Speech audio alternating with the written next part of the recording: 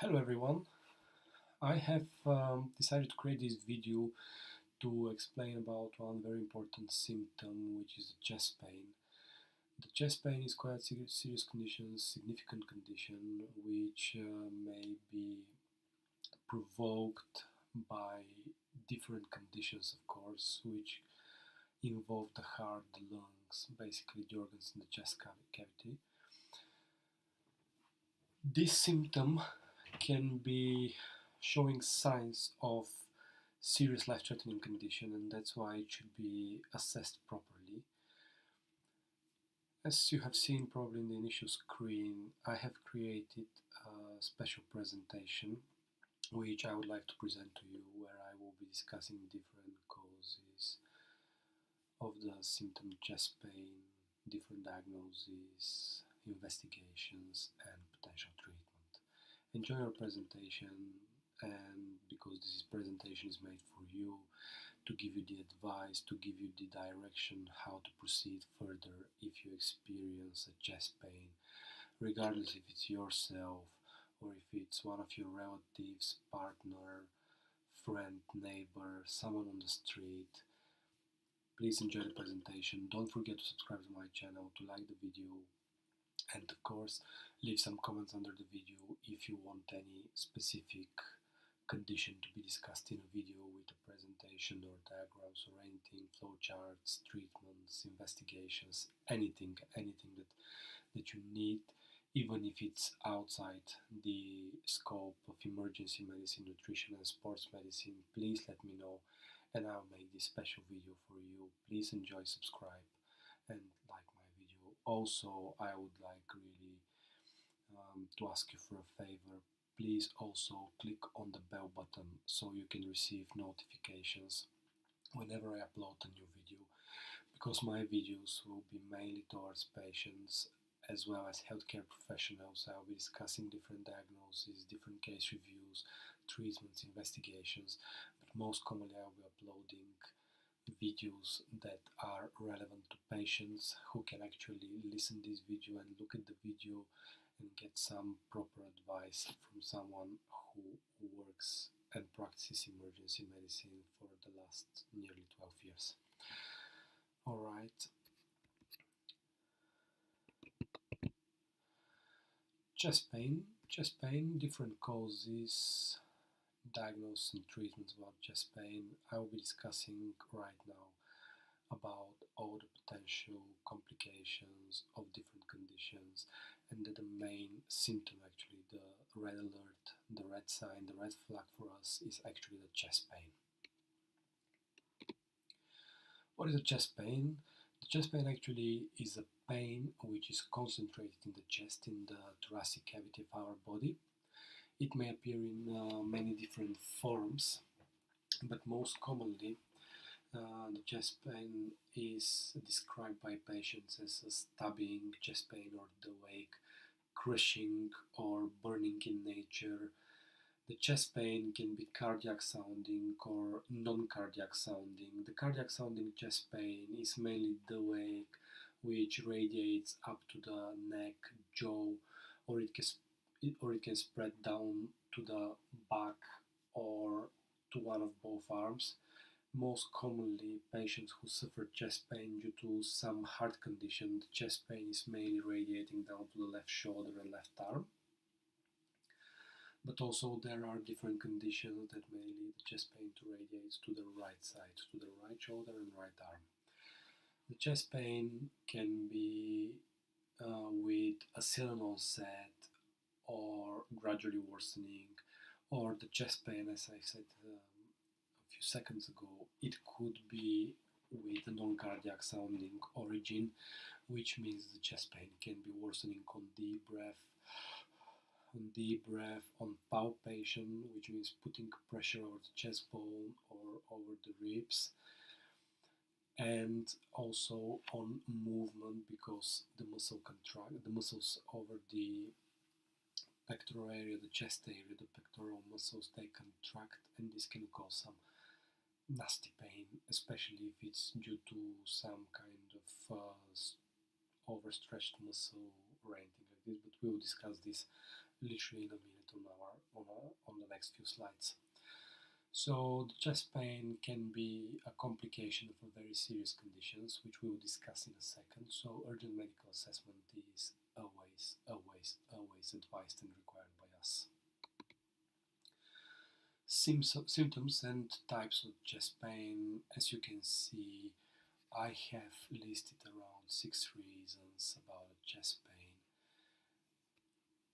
So number one is the indigestion type of pain, which most commonly appears after a meal, mainly spicy type of meal, full and rich of spices or fried food. This can cause some kind of indigestion in our stomach, and the pain can radiate up to the chest, or actually the pain can be felt in the chest.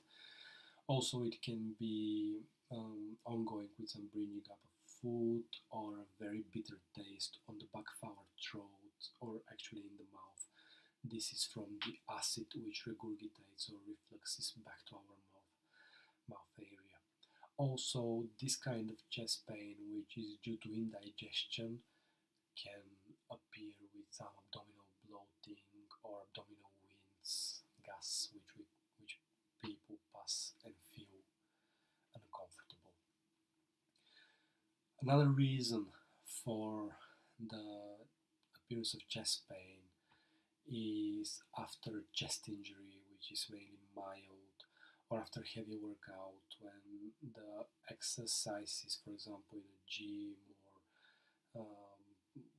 or combined sports outside on the street, when the concentration of the pressure is over the chest muscles. This happens due to overstretched and overworked muscles, and this chest pain can stay there for quite a while. Another mild reason for the appearance of a chest pain is actually during anxiety and panic attacks. Anxiety can make many symptoms to appear and for us to feel them, but they don't actually exist due to anything abnormal in our physiology. So there is no organic damage, but we feel the chest pain due to being anxious at this time. As you can see, I have mentioned this first part of the presentation of this slide for chest pains because they are mild, mainly mild reasons. Apart from the chest injury, but it really depends on the chest injury. If there are any identified rib fractures, any rib muscles, any significant lacerations, so it really depends on the chest injury. But if it's a small chest injury, so for example if someone trips and falls, unless this is a significant mechanism of injury, normally we shouldn't suspect anything dramatic on the x-ray. We shouldn't suspect any broken bones or anything more serious apart from a normal soft tissue injury. And then this is the next category of causes for the chest pain. The chest pain can be a symptom of a chest infection or pneumothorax. These two conditions normally come up with one common symptom, which is shortness of breath and then chest pain. And obviously chest infections can come with cough, temperature, malaise, feeling generally unwell, weak, lethargic. The worsening situation obviously for chest infection is when patients start to become confused, dehydrated. These are all signs of chest sepsis, and this needs to be assessed immediately. Another common reason for the occurrence of chest pain is during occlusion of a blood vessel, which can occlude the blood supply to the heart or to the lungs. This automatically leads to heart attack, to the development of heart attack and lungs attack. These are very serious conditions. They are with a very high death rate, so that's why the chest pain should be assessed in a timely manner. And another reason for chest pain is actually the musculoskeletal disorder. We call it MSK pain or musculoskeletal pain. Also the skin disorder, such as shingles. The shingles are red vesicles, fluid filled inside, very tender on palpation. And that's why when they appear on the chest, people come and present with significant chest pain, but they're actually having a skin pain from the shingles, from the rash. And the musculoskeletal disorders, musculoskeletal pain, such as costochondritis or anything like this, is basically part of the non-traumatic causes of chest pain, and this normally goes away on its own with some simple analgesia, but we'll discuss this in a little bit. You can see right now a number on the screen, which is 45,500,000 patients. This is the average number of patients attending emergency departments, emergency care facilities, anything related to emergency services, where people can go and get seen, assessed, and examined properly by emergency clinician in a timely manner. Obviously, this number is calculated from the actual colleges of emergency medicine in the USA, the UK, and Europe, and this is the overall number for all the patients, average actually number for all the patients attending emergency departments due to chest pain in the States, the UK, and Europe as well. What investigations do we do for chest pain? Well, when people book in a department, A&E department, emergency department, they need to be seen by a doctor, but before they get seen by a doctor, there are some immediate investigations that should be conducted before the actual review of the doctor, or even if the doctor attends, this doesn't exclude the importance of these immediate investigations to be processed, to be done. So one of those immediate investigations when people present with chest pain is actually to an ECG to be done. The ECG is actually very important. It's extremely important, the electrocardiogram, because it measures our electrical activity of the heart by placing sticky patches over the chest, the arms, and the legs, which we call electrodes, and they measure the electrical activity of the heart. This is very important because by measuring the electrical activity of the heart, we can check what's the heart rate, what's the heart rhythm, we can check about conductive abnormalities, we can check about rhythm disorders, so this means that the heart is not working properly and there is arrhythmia, so everything is mixing in the process of the heart working or overworking itself at this time. Also, by checking the ECG, we can put the diagnosis of acute myocardial infarction, or also called acute coronary syndrome, or also known in the community as heart attack, almost straight away. If this is STEMI, we call it STEMI, so ST elevation myocardial infarction. This ST elevation is part of the normal complex of the heart rhythm, and then we see that some part of the heart rhythm is elevated. This means that there is a sign of acute occlusion of an artery supplying blood to the heart muscle, and this needs to be treated as soon as possible. Blood tests. Blood tests are an important investigation in chest pains. Why? Because thanks to the blood tests, we can confirm or exclude any significant diagnosis which can be causing the chest pain as a symptom. So by checking the full blood counts, kidney and liver function tests, and in palpitations the thyroid function tests, D-dimer and troponin, we can basically assess the whole body at a time when it comes to chest pains. We can assess the inflammatory markers, and CRP as well, of course. We can assess the inflammatory markers. These are the basic blood tests that we can do. The inflammatory markers, if they're increased, if they're elevated, this suggests that there is some ongoing infection causing the pain, most likely chest infection, of course. If the inflammatory markers are alright, but the troponin level is increased, troponin is cardiac enzyme, this means that there is something going on with the heart. Then if we look back to the ECG, and the ECG is normal, so normal sinus rhythm, no acute abnormalities, no ischemic changes visible on the ECG, no conductive abnormalities identified on the ECG, but the blood test, the troponin, which is the cardiac enzyme, says that it's too high, for the actual patient. This means that then most likely we are talking about non-STEMI.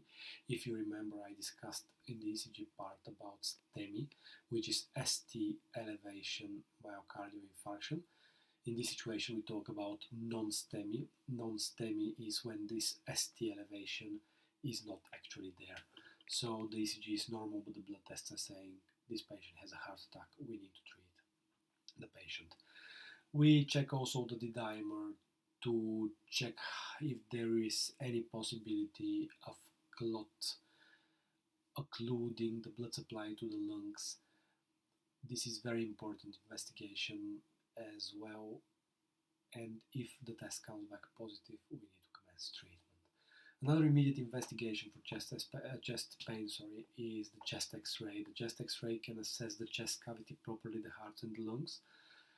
We can see what the heart border is, how the heart is functioning, if the heart has a normal physiological structure. We can also check the lungs properly. We can check if there is any sign of consolidation on the chest X-ray, which means automatically infection. Sometimes serious, sometimes not so serious, but most of the times when there is a consolidation, we need to take it seriously. We need to treat it with antibiotics so we can prevent further deterioration in the actual patient who came to the department. Also, we can assess if both lungs are working fine in the breathing process, so there is no collapsed lung. The collapsed lung is actually the condition pneumothorax, when part of the lung or the whole lung is not working, is not taking part of the breathing process. This can be also clinically investigated on the initial examination by listening to the chest for bioarteriometry, for any pathological noises or anything like this. If there is none there, the chest X-ray will be giving us a diagnosis in that case, if we are suspecting obviously pneumothorax. Another important investigation is the CT scan. The CT scan is done in some cases when the chest pain is suspected to be due to pulmonary embolism, especially if we have a positive D-dimer test on the blood test, as we discussed a while ago. So if we have a positive D-dimer and the patient is extremely unwell, desaturating, tachycardic, which means with high heart rate, with higher than the normal rate, the heart is working, beating faster, and tachypneic means that the patient is breathing faster, and desaturating means that the oxygen levels are going down. The CT scan, CTPA, is the CT scan of choice for these kind of conditions, can confirm or exclude the diagnosis of pulmonary embolism. And of course, I've put it in the last place on my presentation, but it's actually not the last investigation that we should do. Most of the times we start with these investigations with the regular observations from the triage room. Normally the triage nurse always does the observations. Then the doctors do the observations as well during investigations, during examination of the patient. So the observations are extremely important actually, so we can conclude if this patient is extremely unwell, if the patient requires urgent treatment, if the patient has any signs of sepsis, etc., etc. So definitely I've put them on the last place, but it's definitely not the least. The regular observations are extremely important in people with chest pain. Diagnosis, what could be the diagnosis? What could be the conditions causing chest pain? So I've put on the first place the acute coronary syndrome, or also known as heart attack or acute myocardial infarction. It's an extremely dangerous condition. This means that one of the arteries of the heart is occluded and there is no blood supply to the heart muscle. After a certain time, if no treatment is commenced, the part of the heart muscle dies and it can be restored. So the actual patient may deteriorate in the future time. Another possible diagnosis is the pulmonary embolism, as we discussed already, or also called lung attack. This is exactly the same scenario, but then there is a clot in a vessel which supplies blood to the lungs. If we don't treat it in a timely manner, this may lead to further deterioration. Another common diagnosis that makes patient to attend emergency department with chest pain is the angina. We have the stable and unstable angina, and this is very important to be diagnosed properly. Normally the long-term angina, which comes and goes, relieves with some simple GTN, etc., etc., is normally stable angina, but unstable angina needs to be investigated and treated as a suspected heart attack until proven otherwise. So normally we'll discuss in the treatment further, but people with unstable angina should be treated as suspected heart attack.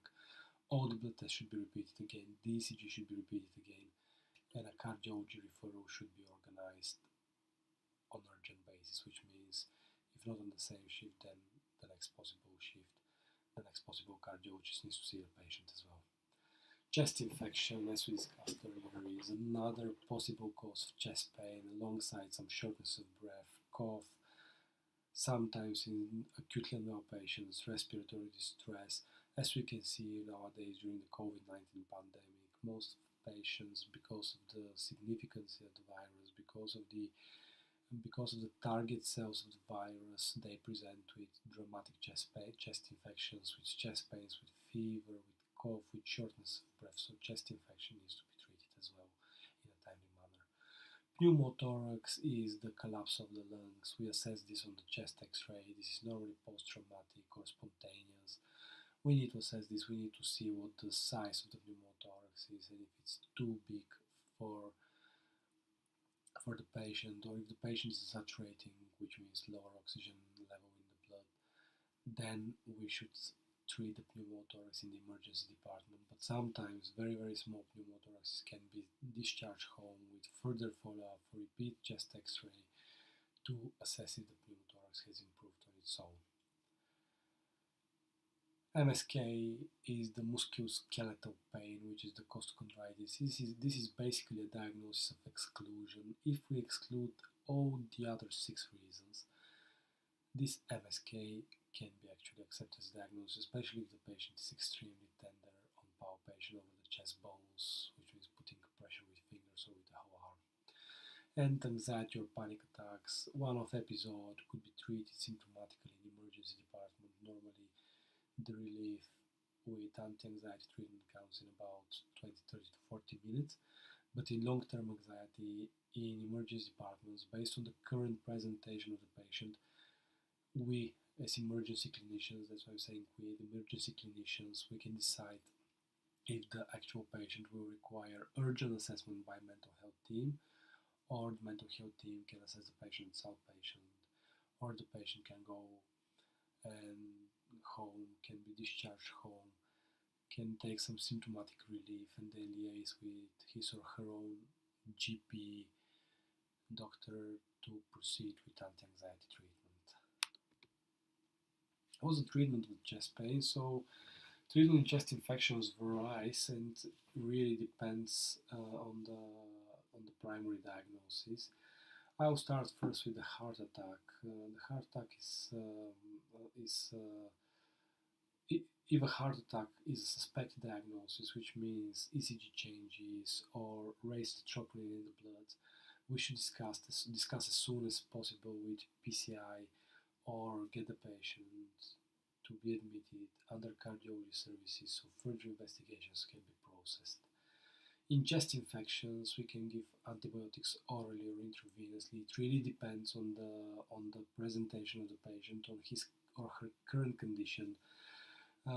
We call something like clinician's gut feelings, on the observations as well. If the patient is septic or not septic, if the patient is extremely unwell, lethargic, confused, any of the red flags for chest sepsis.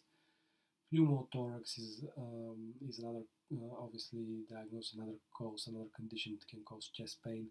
This is basically assessed after the chest X-ray and the clinical presentation, and then we, the emergency doctors, decide how to treat. Very small pneumothorax can be discharged home with further follow-up, repeat chest X-ray, or we can proceed with a needle decompression and chest drain in the emergency department to basically restore the normal function of the collapsed lung. In pulmonary embolism, depending on the severity, oral treatment with blood thinners can be commenced, but also sometimes IV treatment with blood thinners such as heparin is initiated. In angina, as I said initially, the unstable angina is to be assessed on emergency basis by cardiologist. The stable angina patients can be prescribed some anti-anginal therapy from the emergency department after discussion with the on-call cardiologist or medical doctor on call, and we can discharge the patient and arrange an outpatient follow-up with the cardiology team. In anxiety, panic attacks, and musculoskeletal disorders, this is mainly symptomatic treatment. In long-term anxiety, it is a mental health referral. And if we go back to one of the first slides where I discussed with the skin disorder on the chest, which leads to pain, the shingles, this can be treated with the appropriate antiviral treatment for a suspected herpes zoster infection. And we can treat it with the appropriate antiviral treatment and some symptomatic pain relief, and the pain will be gone. So the chest pain is quite a significant condition, and we should pay a lot of attention to it. That's why I decided to choose a very, very special quote, which I believe that is a very, very good fit for this presentation and for this video. Today I choose life. Every morning when I wake up, I can choose joy, happiness, negativity, pain. To feel the freedom that comes from being able to continue to make mistakes and choices. Today I choose to feel life, not to deny my humanity, but embrace it. And that's why, for exactly the same reason, chest pain needs to be assessed properly and in a timely manner. So you can enjoy your life, you can stay fit, you can stay healthy. Well, the conclusion of this presentation, basically I have said some parts of the conclusion for this presentation on the previous slide, but the conclusion is that the chest pain can be a symptom of a life-threatening condition. In this situation, we should call our local emergency services number, which in the UK is 999, in the USA is 911, and in Europe is 112. Please do not hesitate to get in touch with your nearest hospital or with these emergency numbers if you experience a chest pain. Thank you very much for your time. As you can see, my name is Tanku. You already know from my previous videos that I'm a specialty doctor in emergency medicine, and I also practice nutrition in Manchester, England. Please subscribe to my channel, like my video, and click on the bell button, which is next to the subscribe button, so you can receive notifications about all my new videos, because I will be discussing many symptoms like the chest pain, many common symptoms which emergency clinicians review on a daily basis, which emergency clinicians see in the department, assess and treat in a timely manner.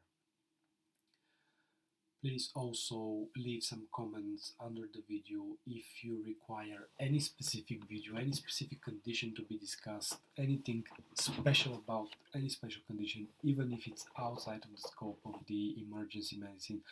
I am more than happy to assist everyone and to give advice absolutely for free.